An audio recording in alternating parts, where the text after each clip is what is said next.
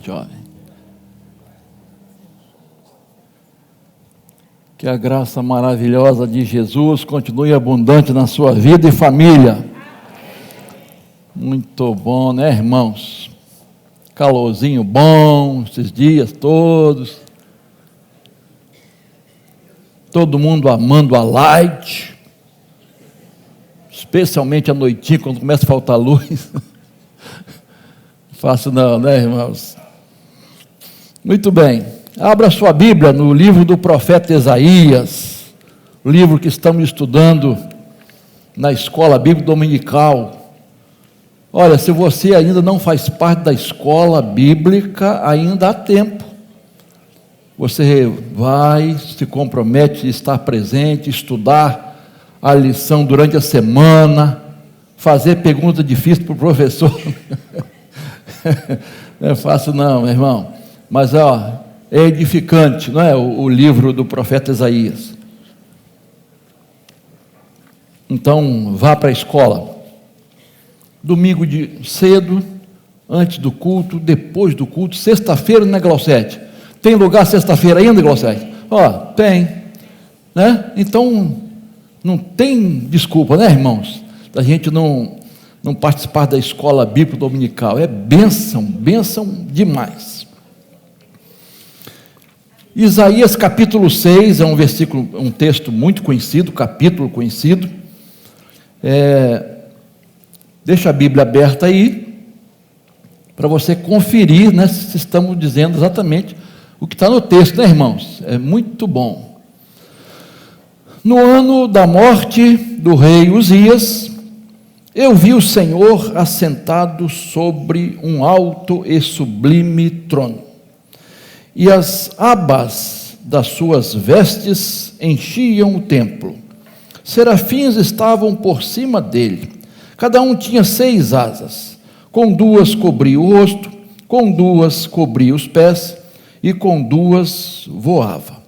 E clamavam uns para os outros, dizendo: Santo, Santo, Santo é o Senhor dos exércitos, toda a terra está cheia da sua glória. Os umbrais das portas se moveram com a voz do que clamava, e o templo se encheu de fumaça. Então eu disse: ai de mim, estou perdido, porque sou homem de lábios impuros, e habito no meio de um povo de lábios impuros, e os meus olhos viram o Rei, o Senhor dos exércitos. Então um dos serafins voou para mim, trazendo na mão uma brasa viva, que havia tirado do altar com uma pinça ou tenaz. Com a brasa tocou a minha boca e disse: eis que esta brasa tocou os seus lábios, a sua iniquidade foi tirada e o seu pecado perdoado. Depois disso ouvi a voz do Senhor que dizia: a quem enviarei e quem há de ir por nós? Eu respondi: eis-me aqui, envia-me a mim. Amém, queridos? Texto maravilhoso. Quem está participando da escola dominical sabe que o profeta Isaías é um profeta chamado evangélico. Ele fala muito do Messias, né? O profeta da redenção, considerado o mais ilustre dos profetas. Como disse o autor da lição, príncipe dos profetas. O que eu acho interessante, irmãos, é que o profeta Amós, Deus o chamou, ele estava lá no campo, cuidando dos animais, né, da agricultura, um homem da roça. E Deus usou esse profeta maravilhosamente. Isaías é o oposto. Isaías tinha entrada nos palácios. Ele tinha relacionamento com o rei, com as pessoas importantes do governo. O meio dele era esse, era a corte. E Deus o chamou para pregar para aquelas pessoas, inclusive aqueles grandes oficiais do governo, do Palácio Real. E eu fico pensando, né, irmãos? Deus usa pessoas diferentes, com culturas diferentes, em ministérios diferentes, em lugares diferentes, em épocas diferentes. O que é mais importante, irmãos, é a pessoa se colocar nas mãos de Deus. Deus tem um propósito para cada pessoa. Aí onde você está, no seu trabalho, no meio que você vive, com a sua vizinhança, não importa sua cultura, seu preparo acadêmico, basta se colocar nas mãos de Deus para ser instrumento dele. Uns estão falando para os universitários, não é, irmãos? Que privilégio! Essas pessoas não estão nas igrejas, muitas vezes, a maioria, né? Mas um professor universitário, ele tem condições, mesmo sendo proibido, né, de testemunhar com a sua vida para pessoas do governo, pessoas da elite, né, educacional. Enfim, Isaías foi esse homem, e no capítulo 6, ele fala da sua chamada, seu comissionamento. Esse capítulo, a gente entende que fala de missões, de vocação, de visão de Deus. E eu quero destacar a experiência de Isaías com Deus. Experiência real. Tem muita gente falando de experiência com Deus. Tem muita gente testemunhando de experiência com Deus. Você pode ver nas igrejas, coisas, né? Algumas coisas legítimas, irmãos, a gente tem que reconhecer, tem até respaldo bíblico, mas tem coisas horríveis que as pessoas estão dizendo de experiência com Deus, irmãos. E aquilo eu posso até garantir para você, baseado na palavra, que aquilo não é experiência com Deus, não. Não é experiência com o Espírito Santo de Deus, não, irmãos. A gente precisa discernir as coisas. Tem muita coisa sendo divulgada aí que não é de Deus, coisa até ridícula, coisas horrorosas. Quando Paulo escreve aos Colossenses, capítulo 2, verso 23, ele fala de aparência de espiritualidade. Coisas que até impressionam, mas não passam de autoprojeção, não passam de coisas da carne, ele diz. Mas tem uma aparência de poder, de espiritual. Toda experiência, meu irmão, tem que estar baseada na palavra. Tem que ter base na palavra de Deus. Isso é muito importante. Muito bom. Vamos lá. Quero tirar algumas lições aqui desse texto. A verdadeira experiência com Deus, em primeiro lugar, nos dá uma visão real da pessoa do Senhor, de Deus, da pessoa dele. Então, a primeira coisa que nós vemos aqui, por favor, deixa a Bíblia aberta aí. Isaías diz assim, no verso 1, eu vi o Senhor assentado sobre um alto e sublime trono. Para aí. Irmãos, visão real da pessoa de Deus. Deus é rei. Ele reina.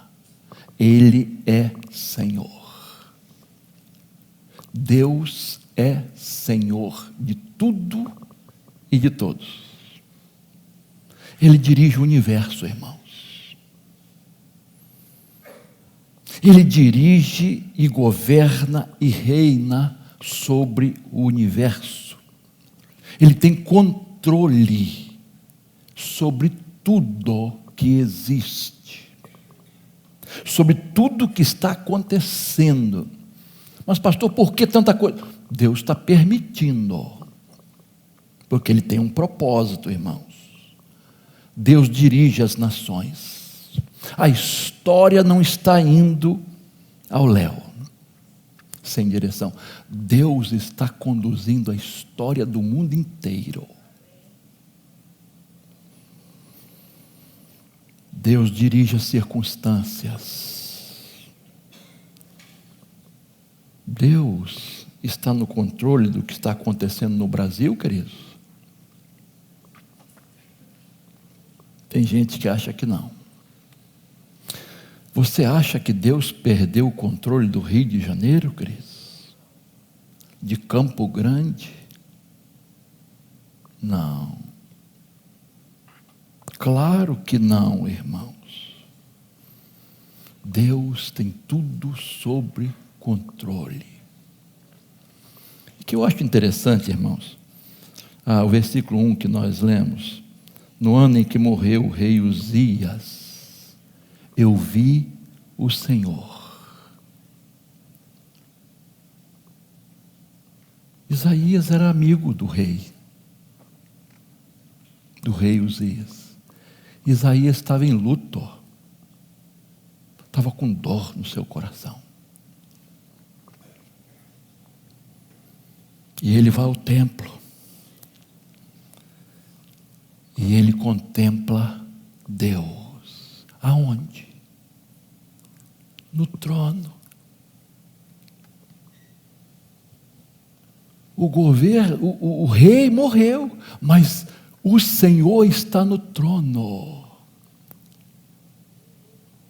É isso que Isaías vê. Deus está no trono. Será que Deus perdeu o controle de José, da vida de José, irmãos? De Daniel? De Jó? Ai. Será que Deus perdeu o controle da vida de João Batista? De Estevão? De Pedro? De Paulo? De João? Não, irmãos. Deus não perdeu o controle. Quando Ele permite as coisas, é porque Ele tem um propósito divino. Porque todas as coisas contribuem bem daqueles que amam a Deus, segundo... Oi, gente, me ajuda aí.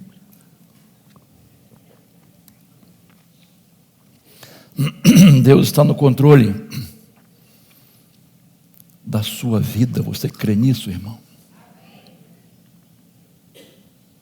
Mas pastor, quando eu estou passando por experiências difíceis,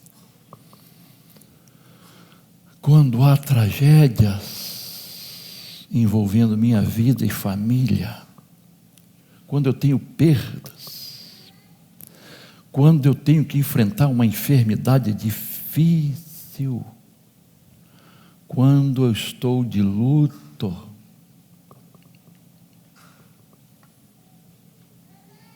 será que Deus perdeu o controle da sua vida?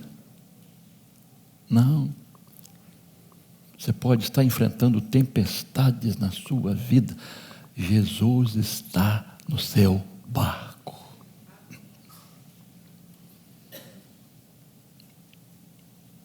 Não descreia disso não, irmãos. Persevere. Creia no Senhor, conserve a sua fé. Deus é Senhor. Ele é Rei, Ele está sentado no trono. Estamos vivendo tempos difíceis, irmãos, com as igrejas, inclusive chamadas evangélicas. Irmãos, tempos difíceis. Irmãos, olham o que está acontecendo no meio das igrejas chamadas evangélicas. parece que estão querendo destronar Deus. Estão querendo colocar quem no trono? O eu, o homem, o ser humano centralizado. É só ver as músicas. Não digo todas. Olha o que está acontecendo.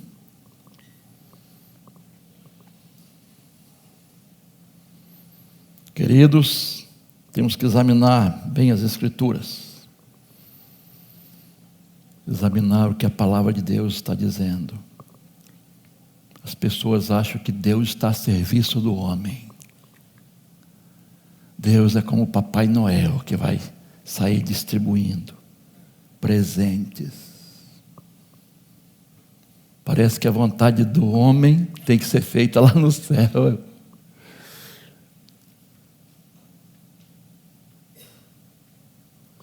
Queridos, é a vontade de Deus que tem que ser feita aqui na terra, irmãos. Não dê ouvidos a esse evangelho sem cruz, esse evangelho sem sacrifício, sem renúncia, sem arrependimento, sem transformação. Esse evangelho que aceita tudo e todos, sem mudanças. Venha como está e continue assim. Eu não conheço esse evangelho. Isaías viu Deus na tristeza, no pesar, no luto. Deus estava no trono.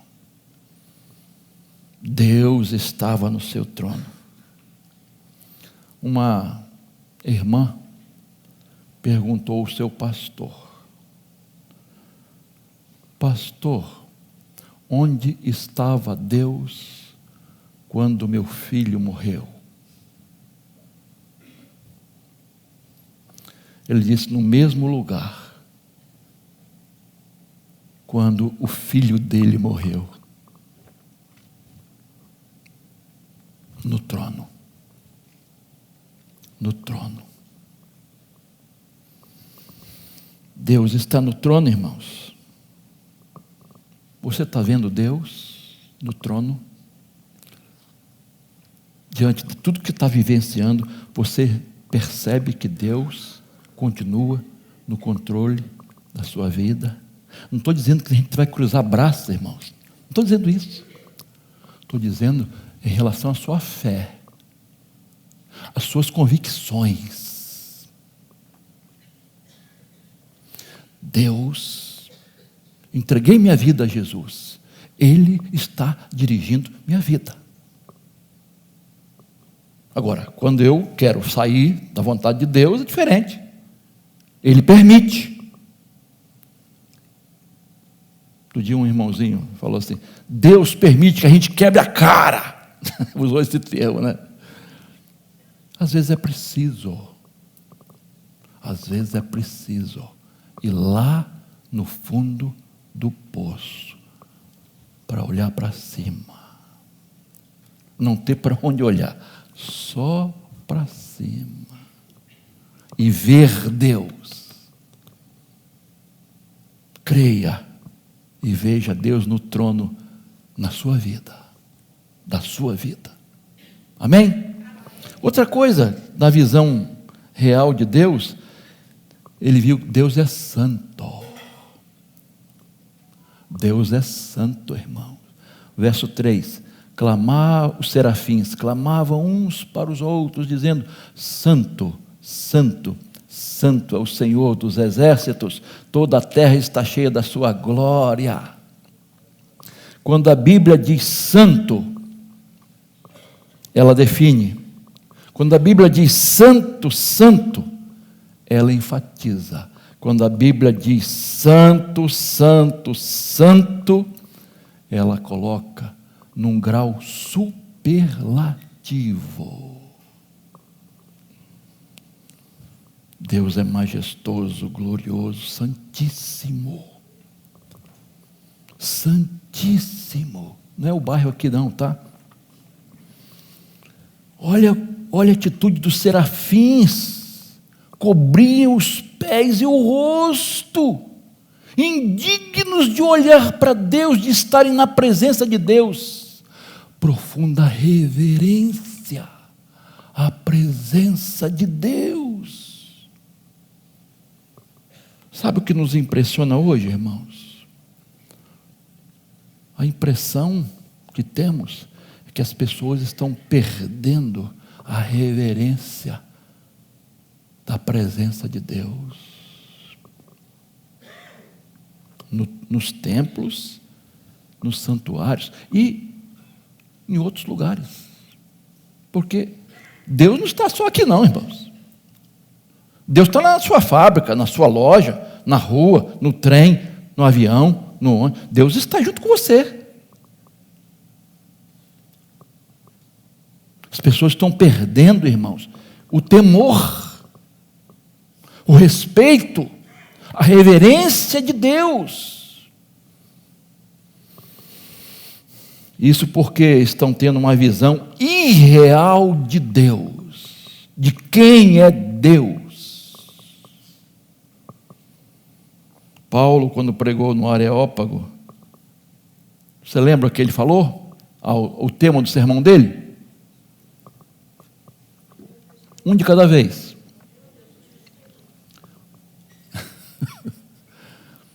Ao Deus desconhecido. Irmãos, Deus continua sendo desconhecido.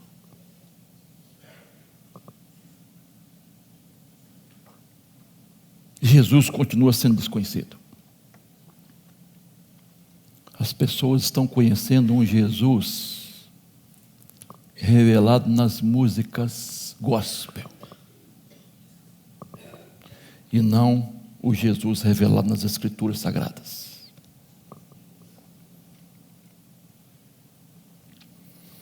Apocalipse 15, 3 e 4. Grandes e admiráveis são as tuas obras, Senhor Deus Todo-Poderoso. Justos e verdadeiros são os teus caminhos, ó Rei das nações. Quem não temerá e não glorificará o teu nome, ó Senhor? Pois só tu és santo.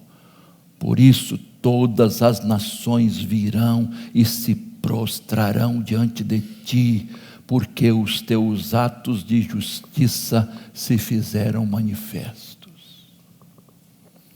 Santidade. Precisamos ter temor e reverência ao Senhor. 1 Pedro 1,16, porque está escrito: sejam santos, porque eu sou. Sejam santos. E tem gente que acha que Deus não requer nossa santidade, nossa separação. Você sabe que santo é separado, você sabe disso, né? Separado por Deus, separado para Deus, para uso exclusivo de Deus, separado. A pergunta que devemos nos fazer é: eu estou separado do mundo? Eu morri para os prazeres deste mundo, prazeres que passam em vão. Eu rejeito os padrões que esta sociedade estabelece. Eu adoto o padrão bíblico. Eu não me conformo com as coisas que estão acontecendo, isto é, eu não me ajusto. São naturais, mas não são normais. É anormal. Esse comportamento é anormal. Se torna natural pelas vezes que acontece. Acontece naturalmente, mas não são normais. São anormais. Fogem ao padrão de Deus. que nós cremos e adotamos. Eu morri para essas coisas do mundo? Ou será que eu ainda me deleito no pecado?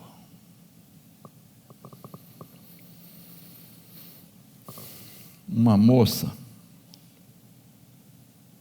o pessoal chamava ela de sapatão, ela disse assim: eu não vou para a igreja porque eles não me aceitam como eu sou.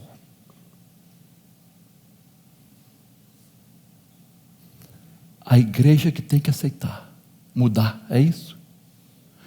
É a Bíblia que tem que mudar, irmãos? Ou somos nós? Quem é que tem que mudar?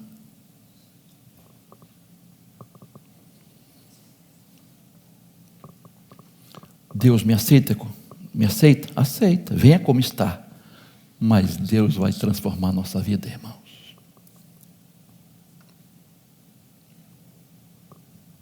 E as pessoas acham que Deus aceita tudo e todos. Porque a igreja tem que mudar, e é a Bíblia que tem que mudar. Eu tenho que dar um jeitinho no texto bíblico para, encaixar alguma coisa do mundo. As normas que o mundo está adotando. Eu tenho que ajustar a palavra de Deus. Eu tenho que ter uma interpretação que de alguma forma se ajuste. Essa sociedade deforma, mas o Evangelho transforma. Cristo transforma, irmãos. E Hebreus 12, 14 diz: sem santificação ninguém verá o Senhor. Ninguém. Como é que nós nos posicionamos durante o carnaval, irmãos?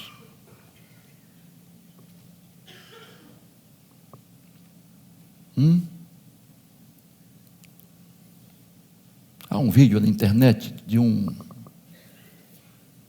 não sei quem ele é, eu não conheço não. Sei que o cara é entendido de carnaval. Ele estava dando umas explicações lá para, acho que a liderança da escola dele. Não me inteirei não, mas eu me ative o quê? Ele falando, irmãos, que quando a escola, porque tem um tempo, né? Não tem um tempo? Senão perde ponto.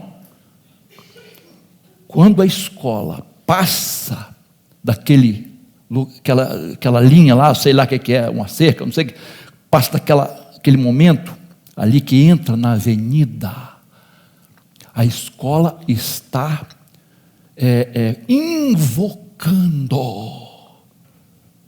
espíritos.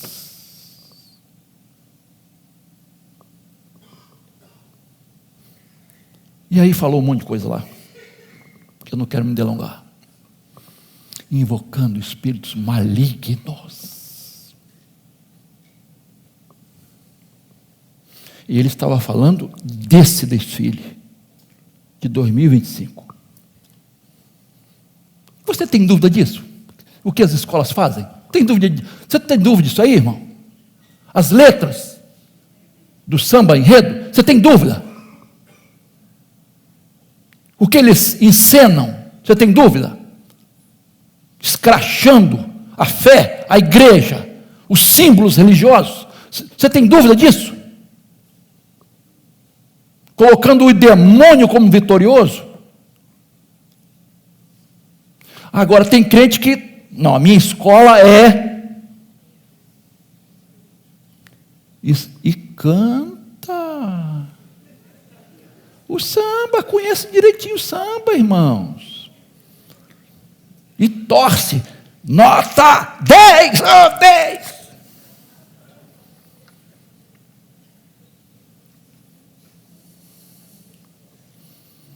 Irmãos, estão mexendo com coisa séria, irmãos. Nós somos separados, santificados, para uso exclusivo do Senhor.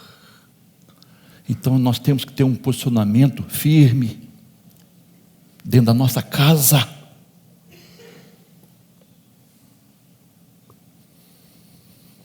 santificados. Outro dia eu falei do menino de vó, vai deixar a vovó. Gente cantando, não sabe nem porquê. Está lá, a origem, lá no Confundel, lá do... Segundo lugar, a verdadeira experiência com Deus nos dá uma visão correta da nossa realidade. Primeiro, a visão de Deus, né? Agora, segundo lugar, a visão correta da nossa realidade. Olha só. Primeiramente, visão, pessoal. De mim mesmo. Verso 5. Então eu disse, ai de mim. Estou o quê? Perdido. Estou perdido. Porque sou homem de lábios impuros. Irmãos,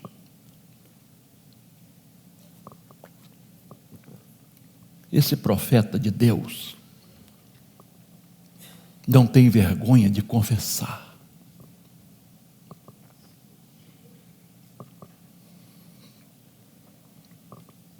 E é interessante que antes de Isaías contemplar Deus, antes dessa experiência, ele começou a profetizar uma série de ais, pelo menos está registrado antes, né, dessa experiência, uma série de condenações. Olha só, capítulo 5, verso 8 diz, ai dos gananciosos, dos egoístas.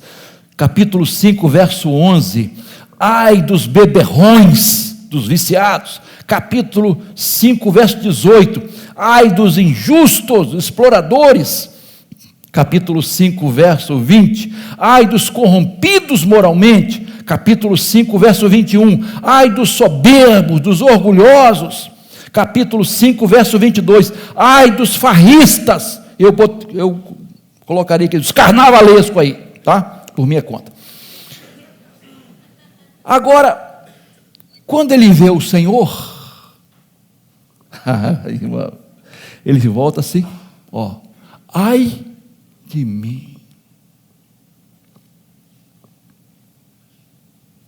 Ele se coloca junto dos outros, irmãos. Ai de mim. Estou perdido. Se fosse para eu colocar na linguagem dos jovens, fala assim, eu estou ferrado. Ferrei com tudo. Russell Shedd, comentando esse texto, ele diz assim, o maior pecado da igreja hoje é a dureza de coração, a falta de quebrantamento, a ausência de choro pelo pecado.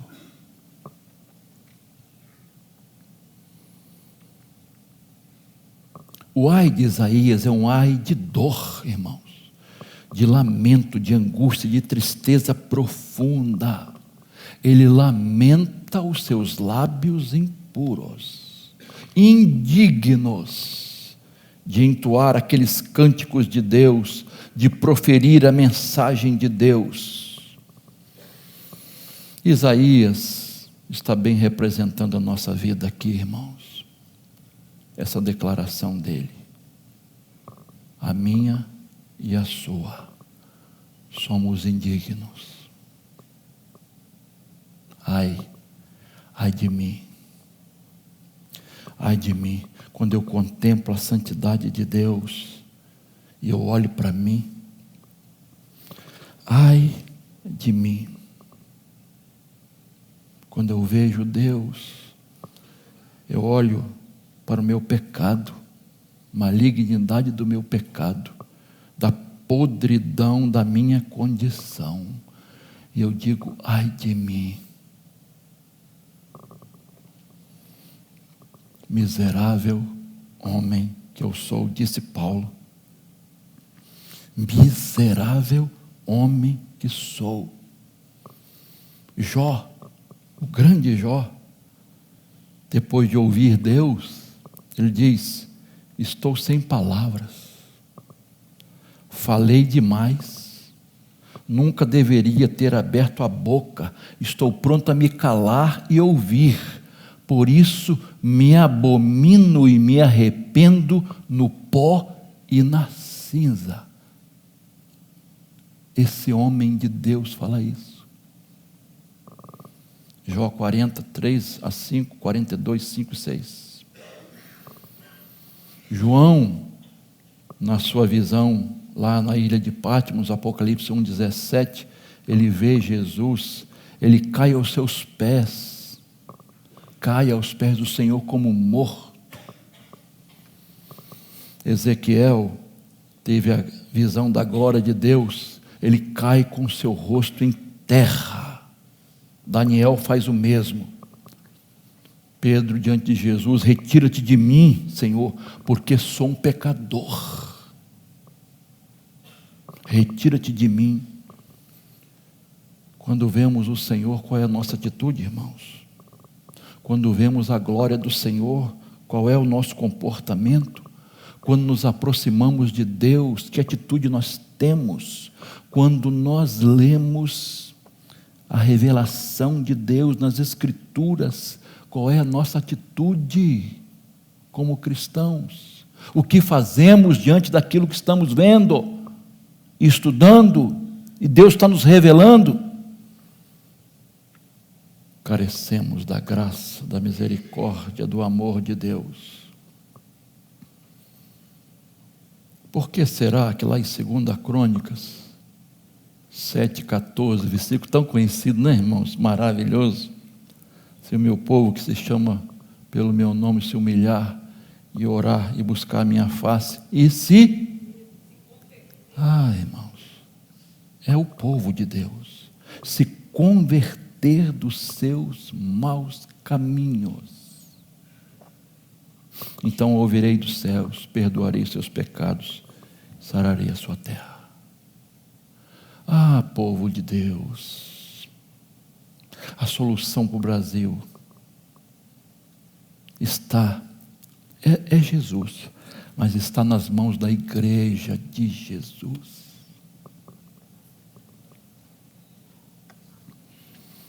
Precisamos de arrependimento, perdão, quebrantamento, choro, lamentar nossos pecados e dizer com Isaías: ai de mim. E como Paulo, eu sou o principal pecador. Eu sou o principal. Visão correta de nós mesmos, irmãos. Não é fachada, não. Não é fachada, não. Depois da visão pessoal, ele tem a visão do mundo. E habito no meio de um povo de lábios impuros. Isaías diz: eu sou igual a eles.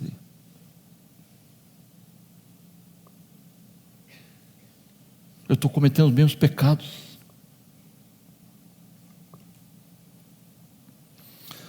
Primeiro vemos a nossa condição de necessidade, irmãos, depois dos outros. Primeiro precisamos olhar para nós, depois dos outros. Olhar para os nossos pecados e, se puder, ajudarmos os outros.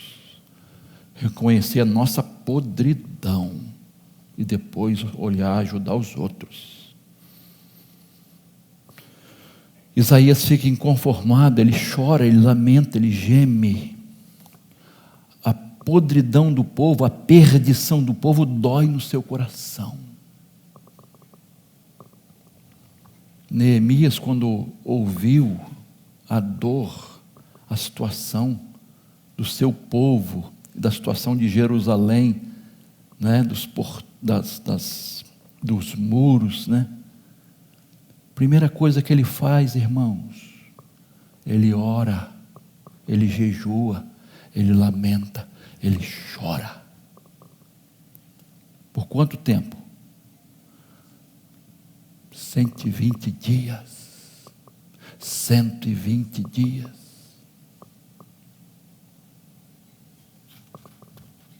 Irmãos, O que nós sentimos quando olhamos para Campo Grande, Rio de Janeiro?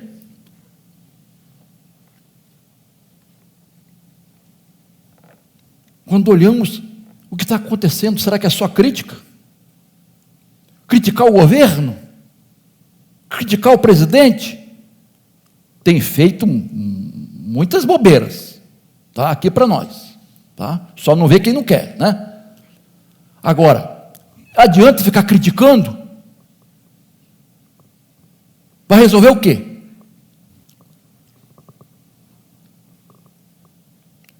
O que nós podemos fazer?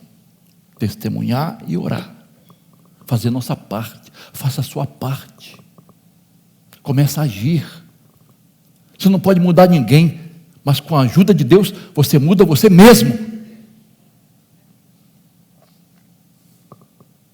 Oswald Smith escreveu um livrinho, eu já falei dele aqui muitas vezes, se você não leu, procura, Paixão pelas Almas. Ele diz assim: nós não podemos olhar para este mundo, para as nações, para o que está acontecendo de olhos enxutos. Não podemos. Porque a situação está muito difícil. O povo está perdido. O povo está na miséria espiritual, sem esperança, completamente desviado dos propósitos de Deus. O Brasil tem jeito sim, irmãos.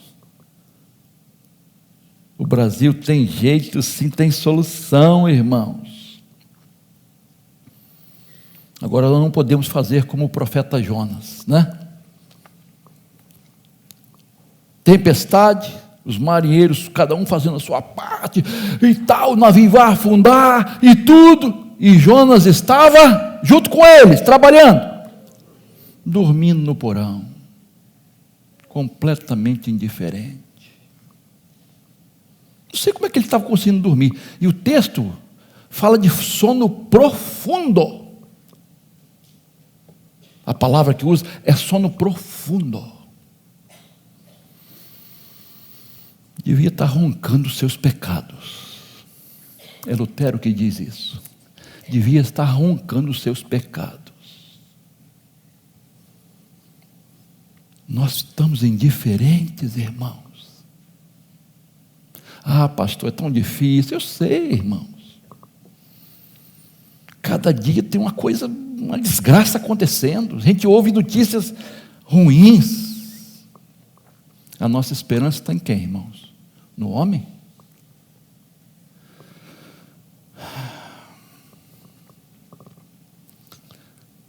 Terceiro lugar, a verdadeira experiência com Deus nos faz provar da graça perdoadora de Deus. Verso 6, rapidamente lá.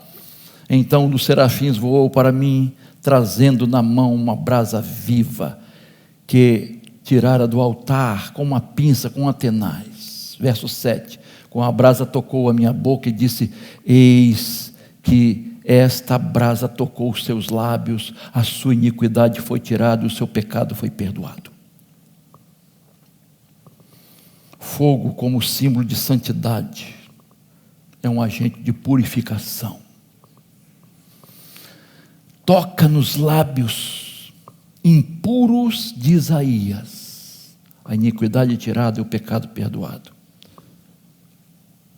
Isaías confessa, irmãos. Isaías confessa, não esconde. Ele tem coragem, humildade de dizer: olha, eu estou assim. E aí o Senhor providencia a sua restauração, o seu perdão, a sua purificação. Enquanto a gente não confessar, irmãos, abrir o coração, tirar essa máscara que nós usamos, não tem restauração, não tem mudança, não tem perdão. Todos nós precisamos de arrependimento, confissão, purificação e transformação. Todos nós. quando temos experiência com Deus real, a nossa vida não será a mesma. Não será a mesma. O coração muda, a mente muda, nosso comportamento muda, nossas prioridades mudam, nossos valores mudam, o namoro muda, o casamento muda, o vocabulário muda. Olha, pega a Bíblia e vê como Deus transformou a vida de tanta gente. Tantas pessoas experimentaram da graça de Deus, foram transformadas. A brasa viva do Espírito Santo precisa tocar em mim e em você. Talvez nos seus lábios, talvez nos seus lábios, talvez na sua mente, no seu coração, nos seus olhos.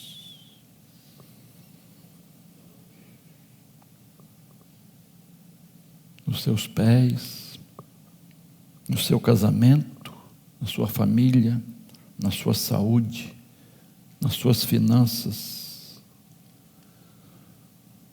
Brasa viva do Espírito Santo de Deus para restaurar. Restaurar.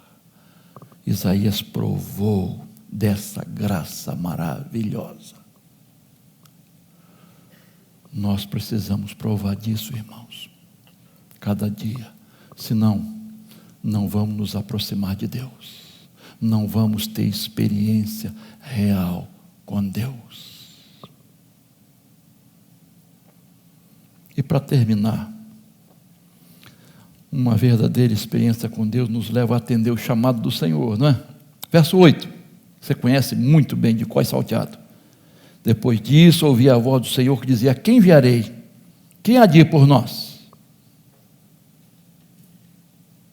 Eu respondi, eis-me aqui, envia-me a mim. Fui restaurado, estou no meio de um povo que precisa de restauração. Eu vou orar para esse povo, mas a resposta pode ser eu e você. Pelo menos no círculo da nossa convivência. Talvez a solução para o seu ambiente de trabalho esteja nas suas mãos. Pode começar com a sua vida. Na sua universidade, pode começar com você. Na sua família, pode começar com você. Então começa. Deixa Deus. Deus está chamando. Observe que primeiro Isaías foi restaurado, depois enviado. Primeiro, vida com Deus. Depois, vida para Deus. Primeiro, consagração. Depois, trabalho, ministério. Primeiro, Deus trabalha em nós, para depois trabalhar através de nós. Adoração vem antes de missão. Santificação vem antes do serviço. Antes de estarmos com os homens, com as pessoas, nós precisamos estar com Deus. Chamado missionário é para todos. Para todos. A missão é de todos. Fazer discípulos é chamado para todos. Comissionamento para todos os cristãos. Todos os salvos em Cristo. Por que você está aqui ainda? Por que Deus não te levou? Você foi salvo, salva, transformado, mas não conformado, né? Para quê? Porque você tem um propósito. Deus te chamou. Deus está te chamando para fazer diferença. Não só para ser diferente, mas para fazer a diferença neste mundo. Agora é uma questão de obediência, irmãos. É uma questão de obediência. Uma missionária disse: eu não recebi um chamado, eu obedeci a uma ordem. Eu quero ser esperança para as nações. Eis-me aqui, Senhor. Mas a gente gosta tanto de cantar, né, irmãos? Eu tenho um chamado, jamais vou me calar. Que coisa maravilhosa. Eu tenho um chamado, fui o escolhido do ventre da minha mãe. Cocói. E aí? E aí?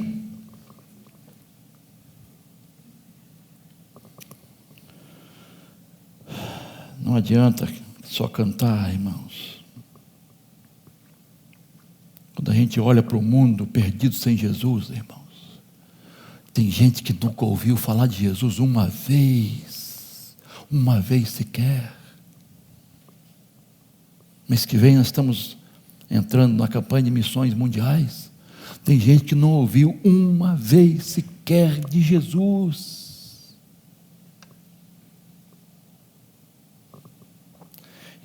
Isaías denunciou o pecado,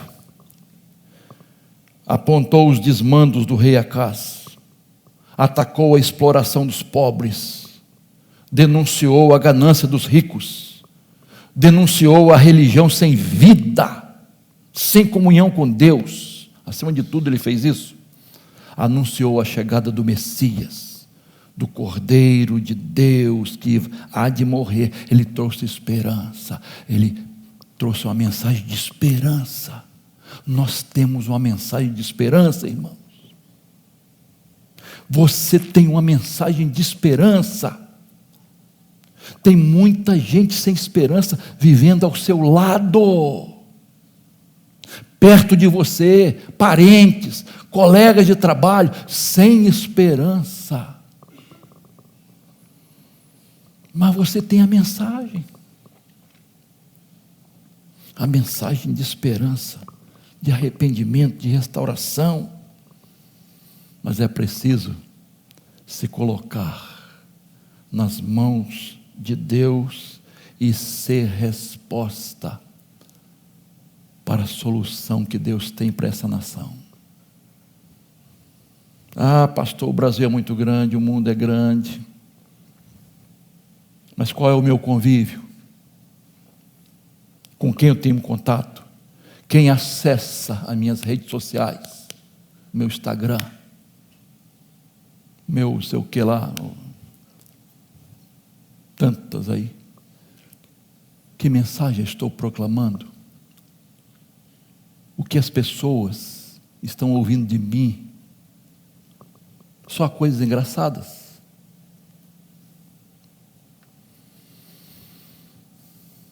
Faça um propósito, meu irmão. Eu quero fazer a diferença. Eu vou cumprir a minha missão. Deus me deu uma missão. Eu quero cumprir. Onde eu estiver,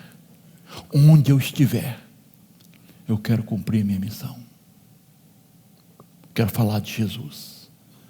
Eu quero testemunhar de Jesus. Que Deus nos ajude, irmãos.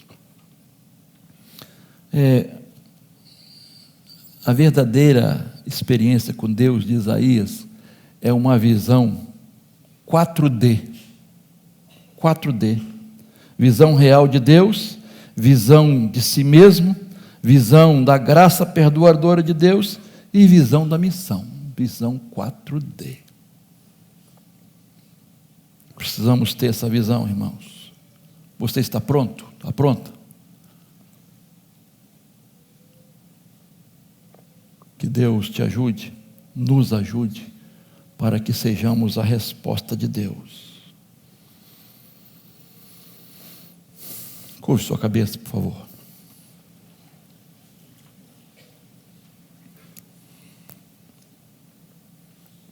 Senhor, ai de mim, ai de nós, Senhor. Tem misericórdia de nós, Senhor. Ó Deus, obrigado porque as tuas misericórdias se renovam a cada manhã. Obrigado por sua graça maravilhosa que nos alcança. Obrigado porque podemos contemplar a tua face na tua palavra, te conhecer de perto, porque temos a palavra e temos o Espírito Santo, o selo do Espírito Santo. Temos tudo para ter uma experiência real com o Senhor.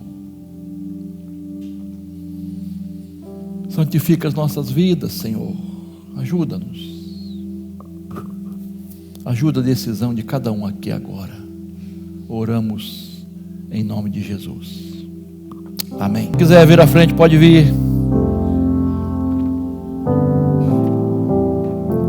Vergonha não. Coragem. Para dizer: Senhor, tira uma brasa do teu altar e toca na minha vida, toca na minha mente, toca nos meus lábios, toca no meu coração, Senhor, toca no meu medo, na minha ansiedade, toca, Senhor, transforma, Senhor.